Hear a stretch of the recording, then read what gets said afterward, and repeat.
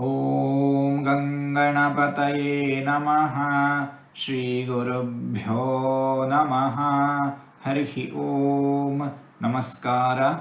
ಓಂ ಪುಷ್ಟಾಯ ನಮಃ. ಭಗವಂತ ಜ್ಞಾನದಿಂದ ಕೂಡಿದವನಾಗಿದ್ದಾನೆ, ಸರ್ವಜ್ಞನಾಗಿದ್ದಾನೆ. ಭಗವಂತ ಅನಂತವಾದ ಶಕ್ತಿ ಸಾಮರ್ಥ್ಯಗಳು ಭಗವಂತನಿಗೆ ಇವೆ. ಸರ್ವಶಕ್ತನಾಗಿದ್ದಾನೆ ಭಗವಂತ.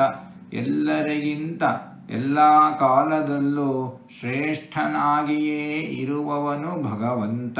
ಎಲ್ಲರನ್ನೂ ಪಾಲನೆ ಪೋಷಣೆ ಮಾಡುವವನು ಭಗವಂತ.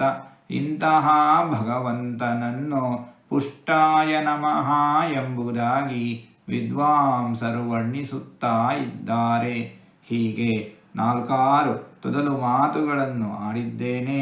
ಇದರಲ್ಲಿ ಏನಾದರೂ ತಪ್ಪುಗಳು ಇದ್ದರೆ ಆ ತಪ್ಪುಗಳನ್ನು ಬಿಟ್ಟು ಒಳ್ಳೆಯದು ಅಂತ ಏನಾದರೂ ಇದ್ದರೆ ಆ ಒಳ್ಳೆಯದನ್ನು ಮಾತ್ರ ಸ್ವೀಕರಿಸಬೇಕು ಅಂತ ಹೇಳಿ ಪ್ರಾರ್ಥನೆ.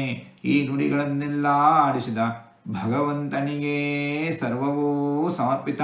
ಸರ್ವಂ ಶ್ರೀಕೃಷ್ಣಾರ್ಪಣಮಸ್ತು.